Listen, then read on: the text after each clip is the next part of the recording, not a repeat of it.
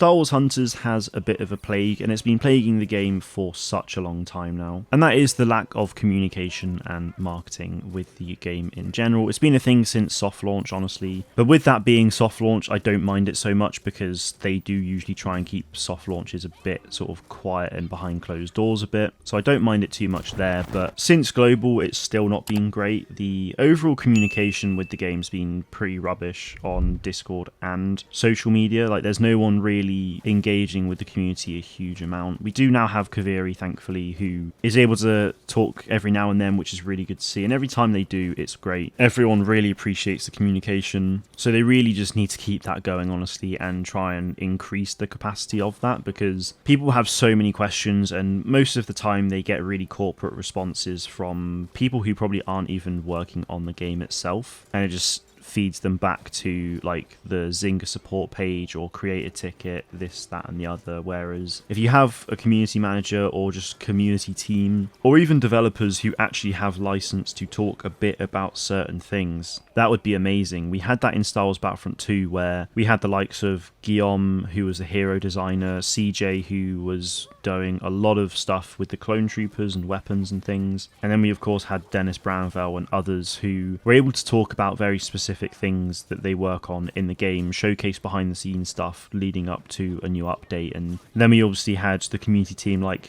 Total FPS, Jay and Ben, who were super active on like Twitter, Reddit, Discord, and a lot really, who were just answering questions on a regular basis, and everyone really got to know those developers and community team members. And there was a really great sense of community because, you know, we felt like we knew the people working on the game and they got to know us, and it was a really like fun relationship. Whereas with Star Wars Hunters, there is a community there, and I love the community for Star Wars Hunters, but it's not very personable with the team working on the game, unfortunately, and that's probably a result of Zynga themselves maybe being like super strict on things. But I just feel like they really need to sort of unclench their fist a little bit and just let things get out there a bit, because if they answer more questions, people are going to be happier in the community. They might stick around for longer instead of being like, oh, why has this change happened, and get really arsy about it and then never hear back from it, or they hear back a week later. We obviously had the delay of season 4, or essentially the season 3 extension, a few days ago, which we didn't find out anything about that for nearly 24 hours. And I just feel like a big change like that, when everyone's left in the dark, really confused and stuff, just, you know, a change like that needs to be spoken about a lot sooner than that. So I feel like that's like sort of the main thing that really needs to improve. If they can do that, the overall community will honestly benefit from it so much, and it will just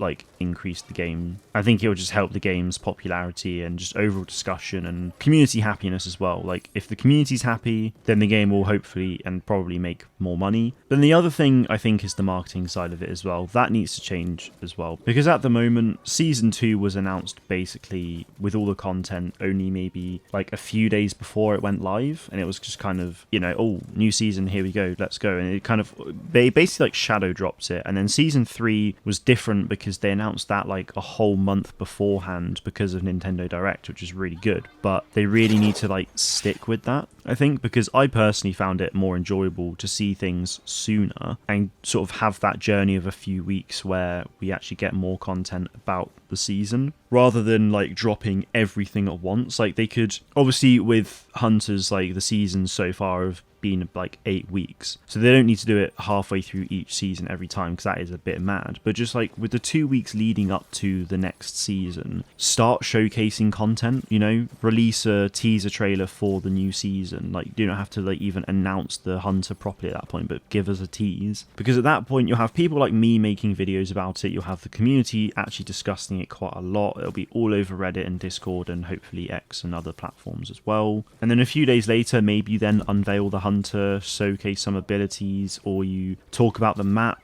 or you show behind the scenes stuff. Like, there's so many different things and pieces of content they could do, and a really good strategy for that would benefit the game so much. And by talking about it more on social media, more people are going to be aware of the game and start downloading it and playing it and spending money on it and so on. And, you know, if the arena vaults were a ploy to get people to spend more money on the game because maybe they're concerned, then start marketing the game, start spending more money on marketing, because like the video trailer stuff they put on YouTube are all really really good, but there's just not a lot of it. So I feel like they could honestly do a bit better in that regard, and also just, you know, get creators involved in things. I've like had the door open and mentioned it so many times across the years to like Zynga Star Wars themselves, and I've tried to make it obvious to people who maybe work on the game that like I want to do stuff. Like, I don't even care if I don't get paid. Like, I want to collaborate with Zynga on this game and do some fun content with them, and you know, there's so many different things they could do, and I feel like a lot of creators would probably feel the exact same. Like, we don't expect to get paid a crap ton of money. If that's what they're concerned about, then they don't need to. Just having that kind of community engagement would be huge. So fingers crossed we get some improvements there. That's like my real big issue with Hunters right now that's just really frustrating me, because we're in 2024, which is an age of social media. We've had this sort of for the last 10 years or so anyway, and social media is always continuing to rise and be a very powerful tool for